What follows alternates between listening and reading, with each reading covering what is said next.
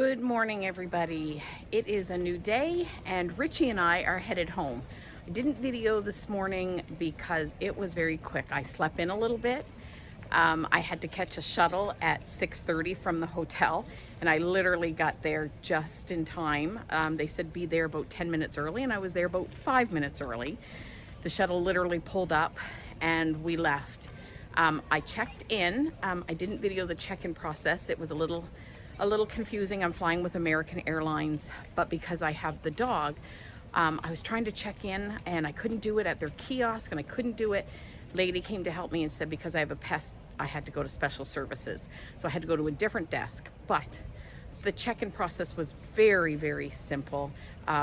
No problems at all. There wasn't a lot of people. It is currently 7 o'clock, so it was very quick. So we're gonna take the shuttle over and we're going to find a pet relief and kind of hang out with Richie in the pet relief area.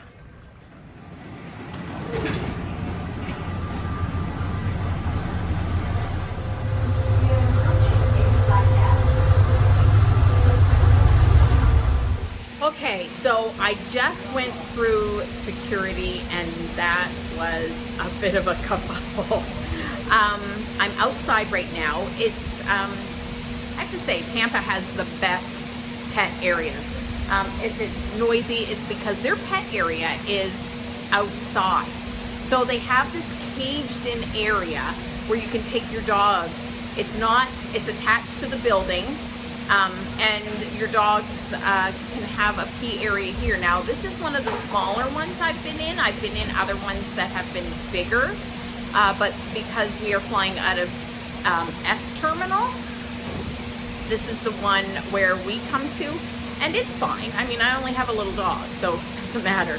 But it is right now 7:30, and we don't leave. Our plane doesn't leave until 5 to 10, so 9:55. So we have lots of time. But I'm going to tell you what happened going through security. And of course, I can't videotape it because it's TSA security. But I went through. When you have a pet, you have to carry your dog through. You put the pet carrier through the machine, the x-ray machine. You put your carry-on bag through the machine, your purse, everything. You take your puppy out and you walk through. Then they test your hands. So you put your hands out. They have this tiny little brown cloth. They test your hands. And it was all fine. No alarms came back. My carry-on bag, though, was flagged, and I was thinking, what do I have in my carry-on? I could not think of what I had in there that would make it flag.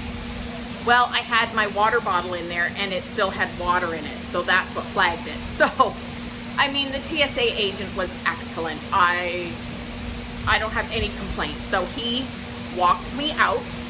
I had to dump my water bottle. Then he literally took me right to the front of the line again at TSA, took me right through, put my bags, everything back on the thing, went through, and they looked at me as if to say, you're doing this again? I said, I'm doing this again, because I had to go back through, put my hands out to have them swabbed, and this time it set off the alarms. And everybody just kind of looked, because the first time it didn't set off the alarms. I literally walked out with a TSA agent. He waited for me to dump my water bottle, and then he walked me back through, so I wasn't out of his sight the whole time. And yet it flagged me the second time. So a different TSA agent, it was a female, pulled me aside, and it took forever because she had to wait for someone else to come. They had to have 2 people, and she called and called and called. I think she called 3 times, and finally someone came, and she was getting very upset because it took quite a while. And she said, I don't understand. I've called 3 times for help for this, and it's not busy. And TSA was not busy. To get through, even if I would have had to wait in the lineup the second time, it wouldn't have taken any time. There was no lineup. It was very quick. So she said, I don't understand. It's not busy. So anyway, person finally came. She said she had to pat me down. She said, do I want to do it in private? Because she had to pat everywhere. And I said, no, I don't care. I'm not hiding anything. You can pat me down here. I was fine. So they pat me down right there. They found nothing. They swabbed the dog bag, they swabbed my suitcase, they swabbed inside, well, my carry-on suitcase, they swabbed inside it, like they did everything, and nothing came up. They put my shoes back through the x-ray, and of course nothing came up, so it was all good. Well, then the original guy that walked me through, you know, took me back out so I could dump it. He comes over at this point and he looks at me and he says, "What are you doing?" And I said, "It's your fault." And he starts laughing. So it was just fun. Like, the TSA agents were excellent. They were doing their job because it came up, but there was no issues at all. They were wonderful people. We joked a little bit. I had no issues at all with them. They were very professional, very kind, and you know, they were just as baffled as I was. But anyway, got through. You know, and I told them, one guy that came over, he was a supervisor who come over just as I was waiting for my shoes. And he said, "What time's your flight?" And I said, "My flight isn't until 5 to 10. I said, "I got lots of time." And he says, "Oh, okay," because he was wondering if I was hurrying to a flight. I said, "No, I came early because I didn't know what kind of issues I would have doing check-in with the dog, so I did come a little bit early." And he said, "Nope, that's fine," and all was good. All was good. So even though it took quite a while to get through the TSA security check, they were excellent. They were wonderful agents, and I'm going to look on the website when I get home so I can give them a shout out. I don't know if you can do that, but if there's a place that I can, I'm going to, because how wonderful and, you know, kind, and, you know, they didn't make the whole thing stressful at all. But, you know, I'm also not a very stressful person. So anyway, we are now in this puppy area, and I'm going to show you around this little puppy pee area. So this isn't the first time I've been to this airport with a dog, and this is a smaller puppy relief area than I have been to, but it's fine because I just have a small dog. So there's Rickey right there, kind of checking it out. As you can see, it is caged in. We are actually outside, kind of hanging off the building. You can see over here there's steps. Now, the one I was in last time, which was a couple of years ago, you could actually go out and you could see the planes, and that was really cool. But this one here doesn't really have much of a view at all. I can see parking lot. There's a parking garage over there. That looks like a relief care area over there, but anyway, it has a fire hydrant. It has fake grass area, puppy pee bags or poop bags, a garbage can here, and then there is a garbage can, and I don't know what that would be for, because this one over here is where you're supposed to put the dog waste. Maybe this is just for paper towels and stuff, because there is a sink here for you to wash your hands with soap and paper towels, which is wonderful, because if you're cleaning up after your dogs, most of the time you want to wash your hands. And I've been to a lot of them that don't have this. So this is kind of great. They also have the rules up here. I'll get a little closer so you can see the rules. So it's just mainly you want to keep the area clean, keep your animal on a leash. Now, he's not on a leash. No food or drink. You can't smoke in here. Make sure you clean up after your dog, you know, anything like that. And then there's a phone number there if you see any problems with the area. So we don't start boarding for another hour and a half.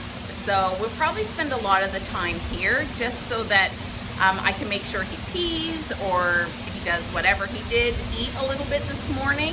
I did want him to eat a little bit, but I knew we were coming early. If you feed them too much too soon before any kind of travel with babies, like he is just 3 months old, then more than likely they are going to be sick in their crate or their bag. So I did give him a little bit this morning, but I knew we had about a 3-hour wait before we were catching our flight. So so far so good. He did use the bathroom this morning. Unfortunately, it was in the hotel, but that's okay. I cleaned it all up. And I don't know if I said where I stayed last night. I stayed at La Quinta Inn and Suites by the airport here, and they had a shuttle. I'm not sure if I said that in my last week's video, but they were also amazing. Like everybody I have met here, from where we went to dinner last night, to the hotel staff, to TSA agents, I mean, everybody. The lady that helped me at check-in because I was in the wrong spot, because I had the dog and I had to go to the special services counter. I tell you, the people here in Tampa, everybody I have met, have been absolutely wonderful. And I would definitely come back here and actually vacation just because of my experience so far. So yeah, I wish I was here longer than just one night.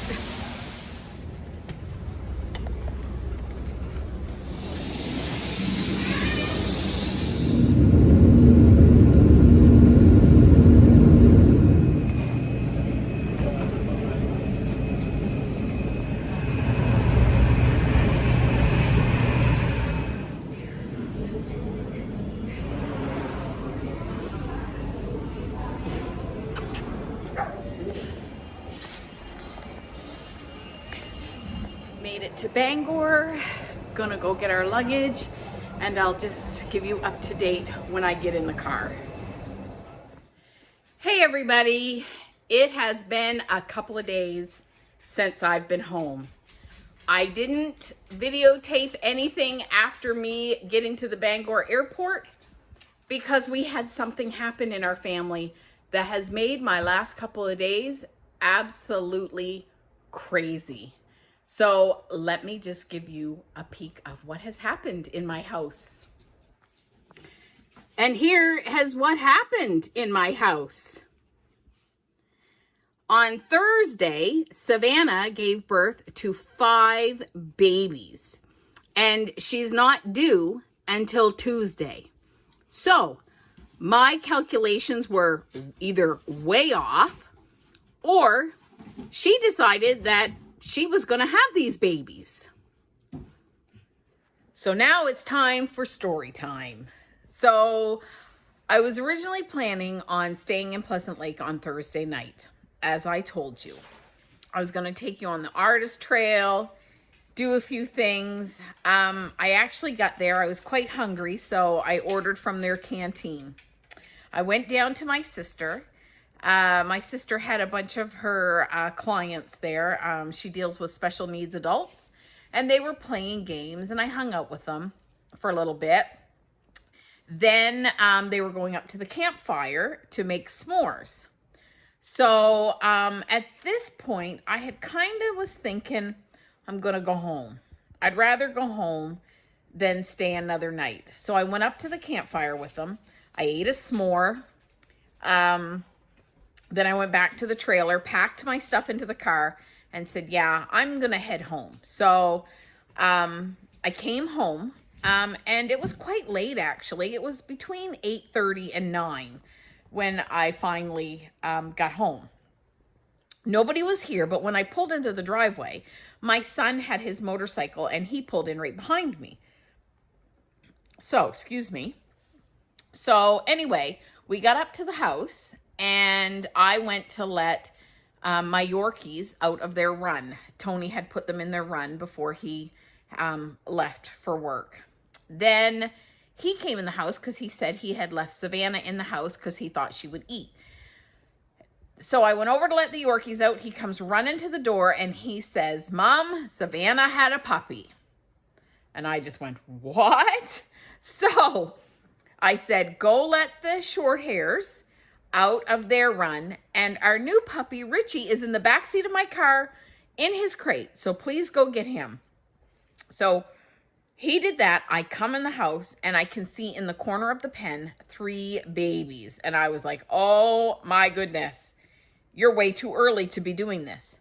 I ran down to the basement, grabbed the mother's bed, come back up. Tony was in the house by this point. Cleaned up because it had looked, I'm not kidding, it looked like a murder scene because she had given birth by herself. So cleaned up, got the heat lamp out because the 3 babies I seen were very cold. And a very good friend of mine has always said, Cold babies are dead babies. So I grabbed the heat lamp, set everything up, put the heat lamp on, put the babies in, and then I heard this whimpering, and I thought, what is that? Well, there was a baby puppy underneath a stuffed animal. So she had 4 babies with nobody here.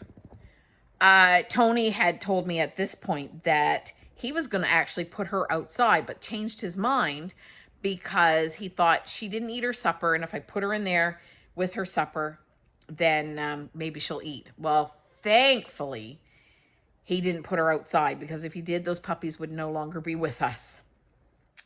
So after we got everything cleaned up, everything done, it had been an hour, and she started pushing again and had puppy number 5. The only one that I witnessed. So that made our life completely chaotic for Thursday night and Friday, because Friday I had to go to Fredericton because Spanky, our new German Shorthair Pointer, and Cindy Lou had vet appointments. So I went up there, bought my dog food, came right back. Stayed home last night from work just to make sure the babies were okay. And they are actually doing great. They are all gaining weight. They are eating well. Savannah is a wonderful mom. So, yeah, exciting last couple of days. So I'm really sorry I didn't fill you in on traveling with Richie. But Richie is also doing really well. Poor little guy. He got to the house, got shoved aside because Tony and I were dealing with newborns. Yesterday, he was kind of also in that whole kerfuffle again, because we were still trying to keep the babies warm, make sure they're nursing, and I had to go to Fredericton. But he's doing great. He really is. He's in his crate right now because I just fed them their supper. But he is doing fantastic. So stay tuned, because next week I am going to give you a week in my life with 2 3-month-old puppies and 5 baby puppies. So thank you for watching this video. Sorry it didn't end how I planned it, but you know, that's life. Do everything in love, and I will see you all next week. Bye-bye now.